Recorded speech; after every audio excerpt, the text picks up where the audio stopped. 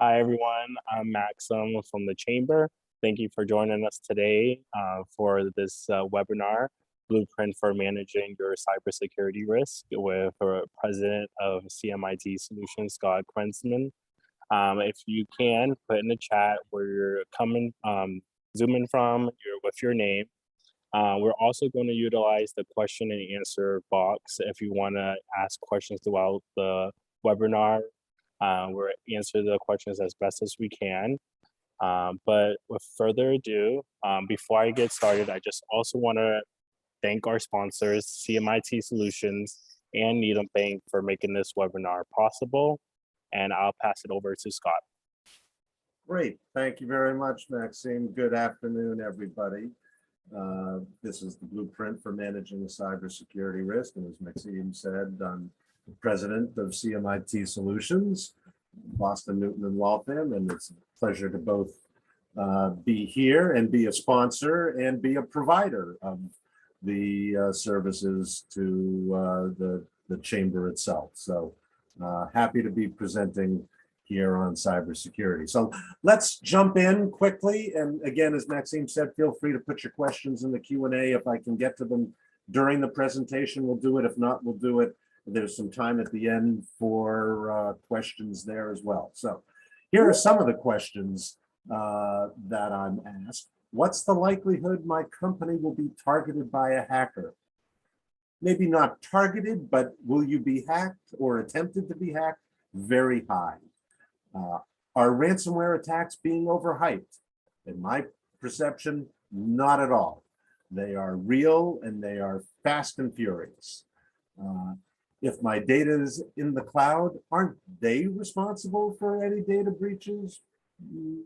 Not typically. So you've got to worry about your data and how it's protected and how it's backed up. Does business insurance cover the cost of data breaches? No, you need cyber insurance for that. Business insurance does not cover your data breach. So again, things that you got to be on the lookout for. What can you do today to protect yourself and your company? Well, listen up. We'll be talking about that. There's lots you can do. So what's the threat landscape out there? There's phishing, hacking, ransomware. What does that mean? What does that look like? Well, phishing is where people are looking to get your credentials when you voluntarily give it to them. And it's only because they make it so attractive that you feel compelled to respond and they trick you. So what's going on here? Well, 43% of phishing attacks are directed to small businesses, under 250 employees. So it's really happening. It's prevalent.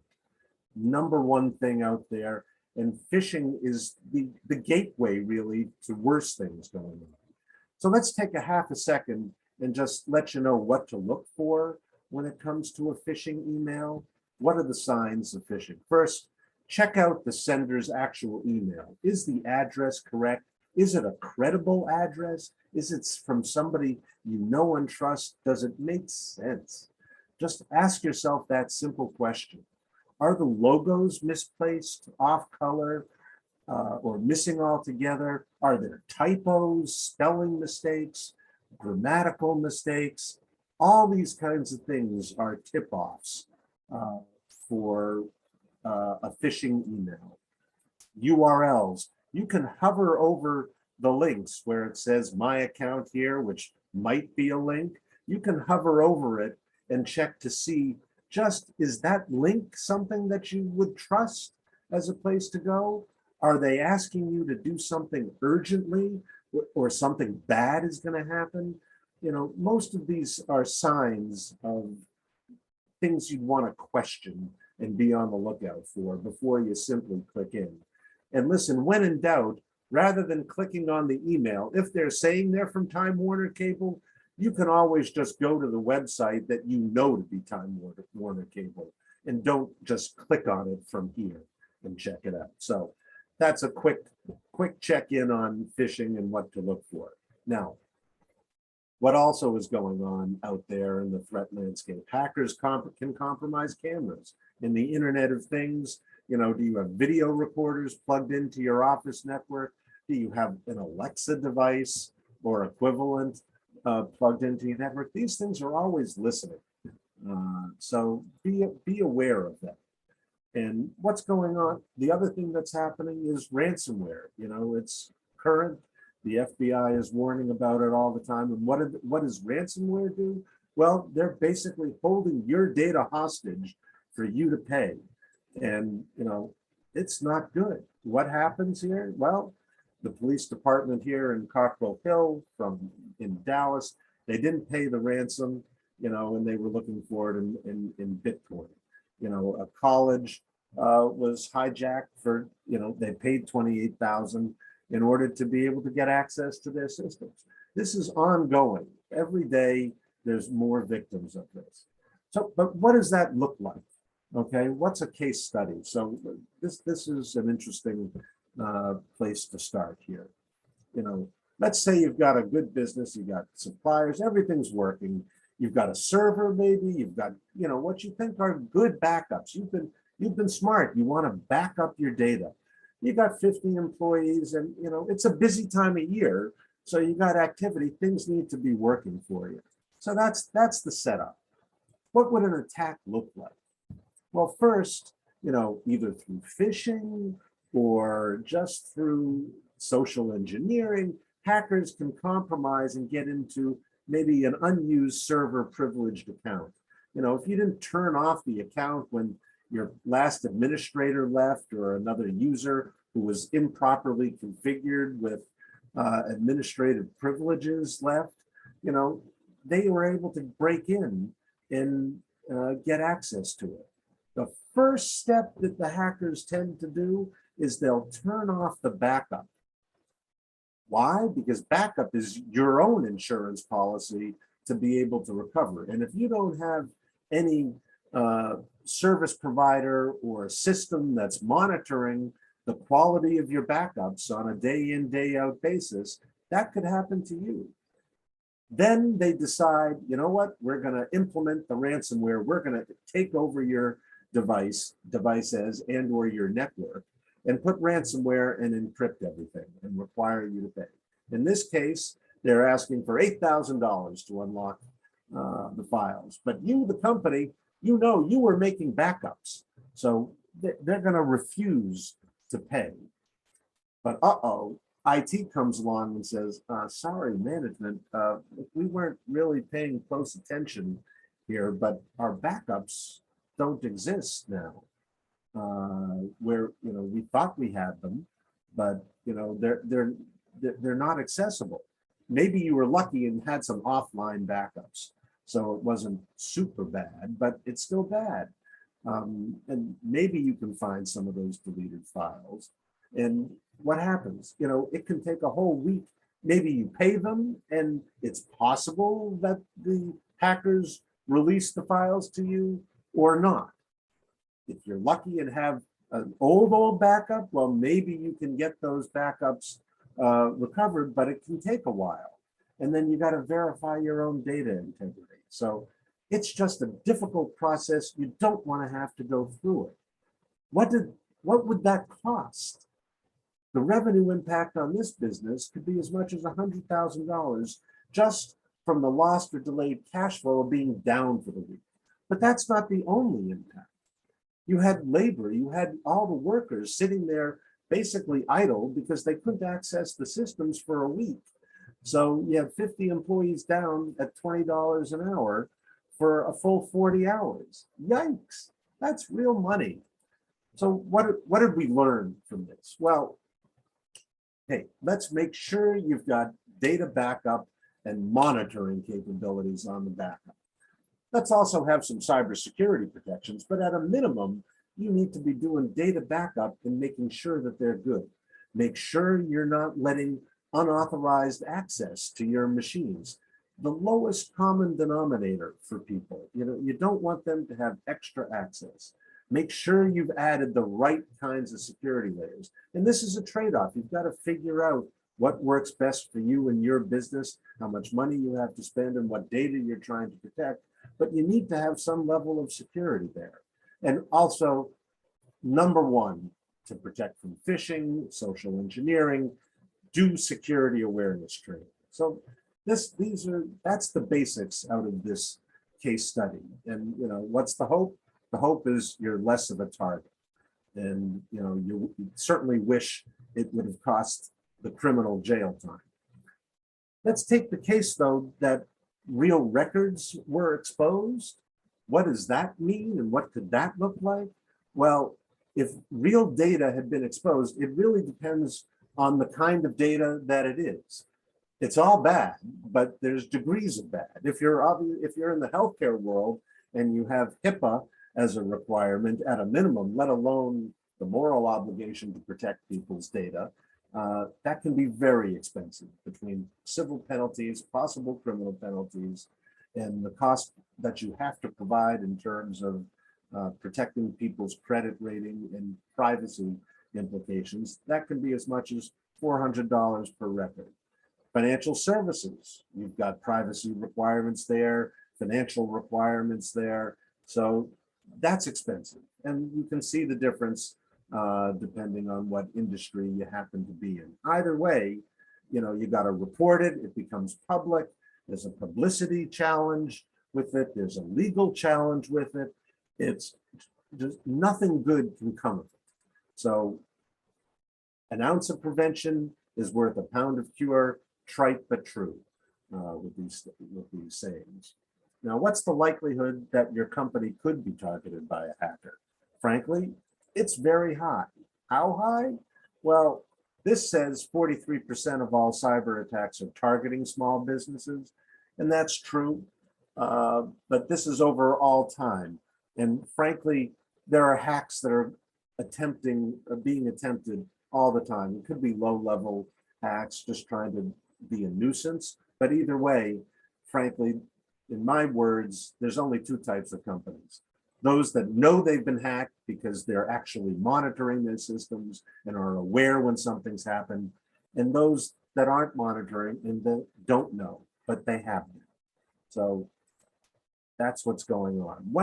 What happens here with the response time to these things, and when do you notice it? The other thing about these hackers, they're getting smarter and smarter every day, and it's harder and harder to identify them. Here, an IBM study shows it can take upwards of over 200 days to identify that a breach actually happened. And why is that? These hackers tend to stay in an environment and study the environment. Now, this may be for more larger environments that they're looking to see the weakest link is what they're trying to do, but they'll hang out there for a while before pouncing and finding when you're most vulnerable or when they've determined it's on their timescale. If they weren't found out within the first 24 hours that they hacked, they figure they've got it clear. And once a breach happens, well, the prior case study showed it took a week. Some recovery programs can take over 80 days. So, it all depends on how complex your environment is. Either way, 48% of malicious email attachments come from Microsoft Office files. So you got to make sure you're scanning properly, and have email filtering is another critical aspect of your cybersecurity posture. What can I do today to protect yourself in the company? Well, this is where it starts. Develop a culture of security. And what do you have to do that? Well, the National Institutes of Standard and Technology, NIST, has created a cybersecurity framework. And it follows these 5 principles: identify, protect, detect, respond, and recover. So let's talk about these phases. And you've got to do that for yourself. So you've got to look at what are the information assets and controls you have in your own environment. What's important to you? What's important data? What's critical? Do you have legal and regulatory requirements that you're operating under? What's your risk tolerance? in your environment for your situation, and establish an information security policy. In Massachusetts, it's the law that you've got to have a written information security plan. You need to have it. Every company, no matter how big or how small, needs to have it. Now, that doesn't mean you have to have the gold standard of security. It means you have to have taken the time to have thought it through and made it relevant to your business. We can help with that too, but that's one of the things that's a requirement. And this is all about managing your risk. So where are you on that spectrum? So that's, well, we can dive into a couple of specific examples. I'm not going to spend too much time on these, but let's say you've got a file server, and if it went under a ransomware attack, what would that mean? Well, the business impact would be high. The likelihood, you've got some security, so the likelihood is low. Do we want to accept that? How do we want to deal with this? Do we want to make sure we've got a high level of insurance? Do we want to do more preventive mitigation processes to reduce the likelihood even further? This is where it comes to the trade-offs and what you have to apply to your business. What information types do you have? If you lose access to your data, does that affect your business? Maybe it does, maybe it doesn't, or to what degree? Could be high, medium, or low. Is it difficult to verify your information, your data that's relevant to you? And what happens if it's revealed? If you're in a trust kind of business and it's revealed that you're hacked, is that going to be devastating to your business? If you're in a business where maybe it's not quite as important that the data's out there that they knew you had a hack, it's just unfortunate. So maybe it's low. Either way, you've got to rate these for yourselves and determine what the business impact is. Take a full inventory of your software and hardware. Where is it? What is it? What's its relevance? What's its impact? If it's unavailable, you've got to just walk through that in your own environment. So that's all about, well, here's another chart. So, typical consulting chart, high, low, impact, likelihood, determine where you are. In the upper right quadrant, you need to do something now. You've got to detect, you've got to do some protection, you've got to have immediate resolution if it's high likelihood and high impact. If it's low likelihood and low impact, maybe not. And then if you're in either of the other two quadrants, well, you can either take your time to figure out a resolution or figure out, how you want to respond and recover to it if you're in the high impact but low likelihood department. So these are all ways to help you think about what's relevant for you in your business. So now let's go to the next one about protection. Actions that you can use to protect your information. One, key thing, make sure this is going on, both monitoring the validity of the backup, that it gets taken, but also testing the recovery. Know that you've got a quality backup that will be able to be recovered to in the event of a problem. Number two, make sure your employees are engaged and understand what it means to protect and to train them. So security awareness training, important element.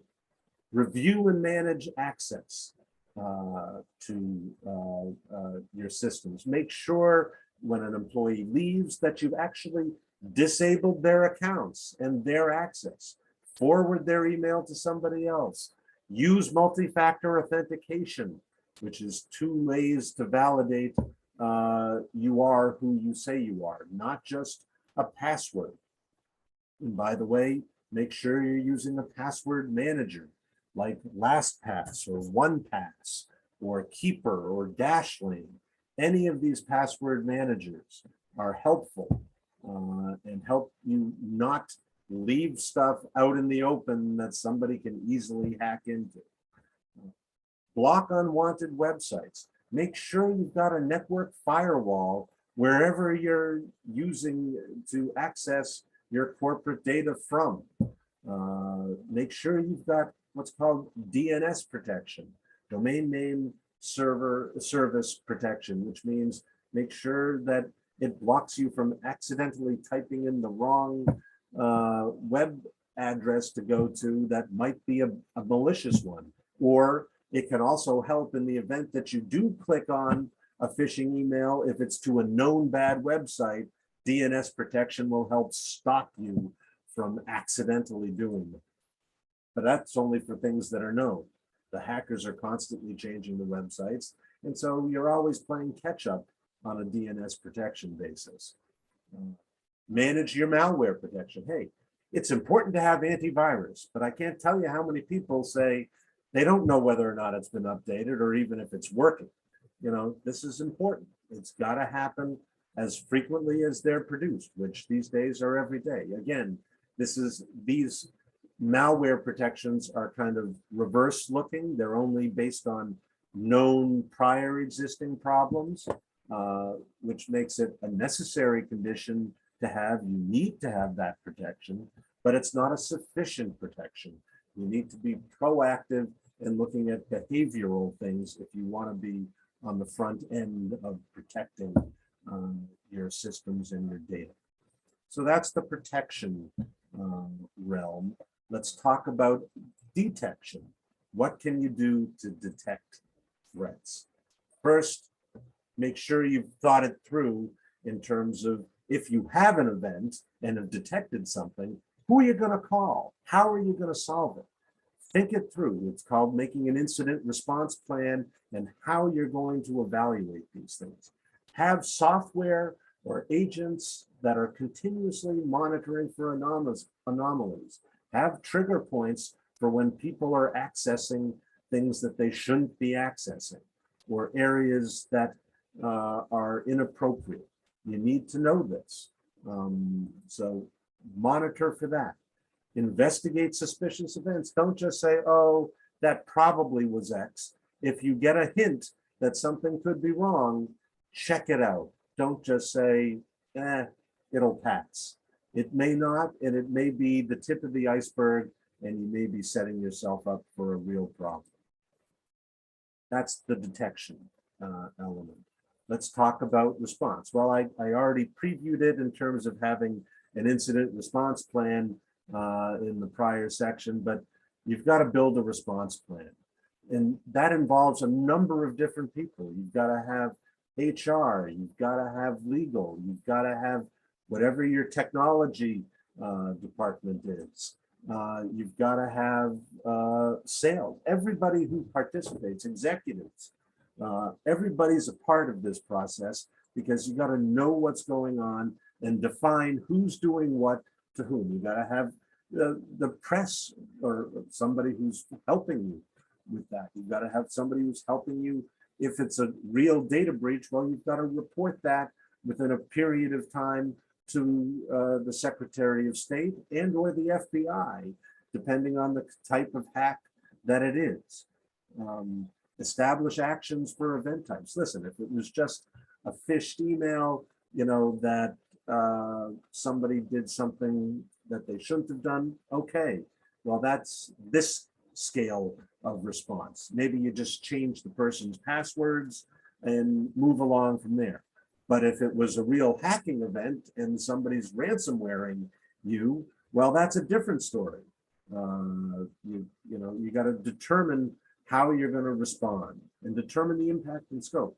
Most hacks don't just go and stop at one computer. If you're on a corporate network or with multiple people on the same network, maybe you're working from home these days and somebody hacks into your computer, probably all the computers are going to get infected. So you've got to determine that. And that also determines how you respond. Either way, you want to contain the threat and mitigate the damage. And by the way, if you're hacked, it doesn't just mean you don't want to just turn off the computer. You actually want to just disconnect from the network at that time, because you want to be able to preserve the log files for somebody to be able to look into how the hack actually happened. And if you turn off the computer unceremoniously, you may lose access to that critical information that might be helpful in determining how to unravel this or how it actually occurred. But you do need to disconnect it from the network so that it doesn't spread, which again is the principal purpose of the hackers. They're like an infection. They want to go everywhere. So next up, I think, is the recovery process. So what are the next steps? You want to do a risk assessment, and that should be done on an annual kind of basis. Prepare a response plan and make sure it's continuously updated. These want to be living documents.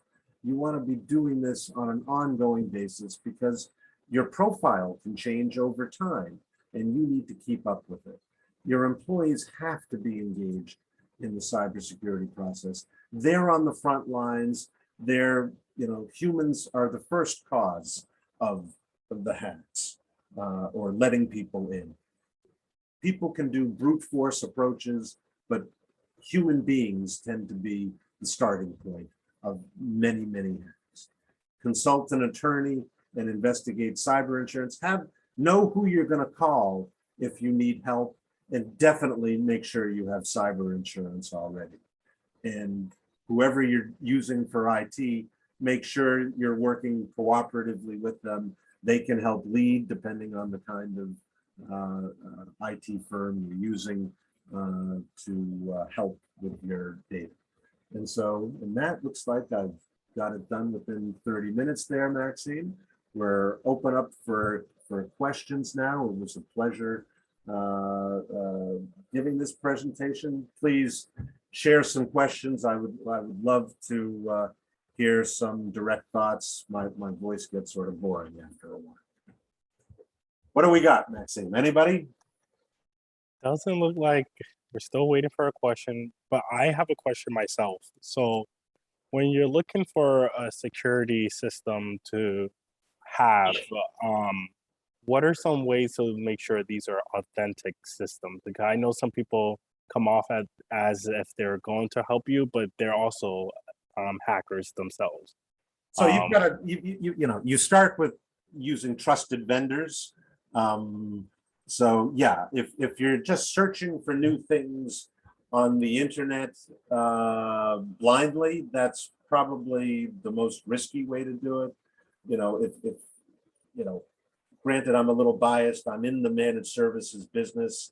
We vet all of our vendors thoroughly. We're using, first grade A type vendors. So it's a little different. If you're going to try to do it on your own, you've just got to be diligent. And I guess buyer beware, as applies to most things, and get recommendations and thoroughly check them out, that it's not a facade website if you're getting into these nuanced little places. But there's lots of good vendors out there, so I don't want to make it seem that everybody's a charlatan.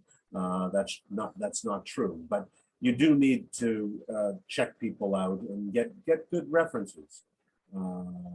Is the best way to validate their selections. Awesome, thank you. And you also talked about security layers to help with preventing these hacks. Yes. And to highlight, what are these security layers you think is necessary? Excellent question. Thank you for asking, Maxime. So yes, there's a number of layers. So it starts, you really start, the basic layer is just at the computer, the operating system, and the antivirus. You got to make sure these are getting patched on a week in, week out basis. You can't get behind. It's the easiest way for hackers to exploit you individually, is through having that. Now, that being said, that's a necessary level, but it's by no means sufficient.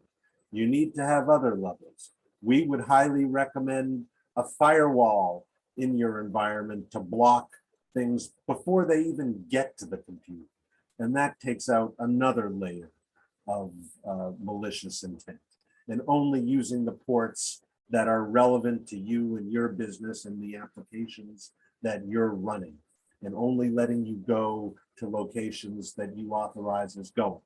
having DNS protection as part of a security suite of services. That's all part of the bare minimum. Then additional layers are things like endpoint detection and response. These are agents that sit on computers that are the artificial intelligence. So this is where you get off of the known script-based things to where it's really behavioral-based. So these are things that may never have happened before, but somebody is concocting it and trying to craft a way in. And so these behavioral analysis tools are a way of preventing bad things from happening. So that's the endpoint detection and response layer. And then there's an even higher level of what's called security information and event management, which can be checking out all of the devices on your network, your email application, and is looking for behavioral techniques such as when somebody gets into your email provider and changes the administrative protocols in some way, you can get a notification on that. So there's all these layers. Oh, and one more I should add, as I mentioned during the talk, is email filtering. Email filtering is critical. My data with my own clients shows between 20 and 33% of all incoming emails is questionable emails. Think of the time waste you have to keep scrolling through and hitting delete, or worse, the risk of thinking something is good and clicking on it, that you might end up at a bad location and maybe you get succumb to submitting information. So email filtering is very important as a layer of protection, along with the security awareness training that I've talked about, where you test people on what is a phishing email and what to look for phishing emails and how to navigate going to websites. All that kind of training is all critical to educating your workforce to be prepared to be on the front line, which, as I've said, that's where they are. And one last element here is dark web monitoring. While the concept of the dark web is a little ambiguous, it sounds scary, and it is, because mere mortals can't just get there. You have to use a specific mechanism to be able to access and connect to the dark web. But needless to say, you don't want to be on the dark web, but your credentials can end up there. And frankly, there's nothing you can do once your credentials do end up there other than change your password. So you need somebody who's monitoring the dark web for your credentials to know when they've been exposed, and that way it's a trigger to changing your credentials at that time. A long answer to a short question. Thank you. And it sounds like these hackers are sometimes good at what they're doing. It could take up to 280 days to identify some of them. You said the first thing you should kind of do is a security assessment. Can you explain the components of a security assessment? Yeah, well, it sort of follows the NIST approach that we walked through a short time ago here. Let's see if I can go back a couple of slides. This slide. Bingo. It's basically following this kind of an approach in terms of doing the assessment. We're going to help identify what you've got for assets there, see how you're being protected, what are you using for detection tools, and do you have a response plan in place and the ability to go back through it and take the learnings from this, so that you can go forward and be protected. So it's a real in-depth dive to your entire environment, both people, processes, and technology. So it's It's not just about IT, it's about the whole system that you're evaluating, and the system includes the people. Perfect. And it looks like no, even if your business is as big as it is or small, it's good to just follow these steps to try to make sure That's you're right. okay. So all of this, this is true if you're IBM or if you're Joe's car shop with two computers, or single shingle standalone consultant. What's important? Where's your data? How are you protecting it? How do you respond if something happens? And who do you go to for help? And how are you dealing with it? So it's you scale it to your environment. Awesome. I think that's a great way to end, with people having this as a resource to take for assessment for their company. Um, Thank you, Scott, for a great presentation. I'll be sending this recording to everybody afterwards so they could look back at it if in case you need it. But other than that, I think everyone should have a great day. Thank you for having me, Maxime. Have a great day, everybody. Thank you.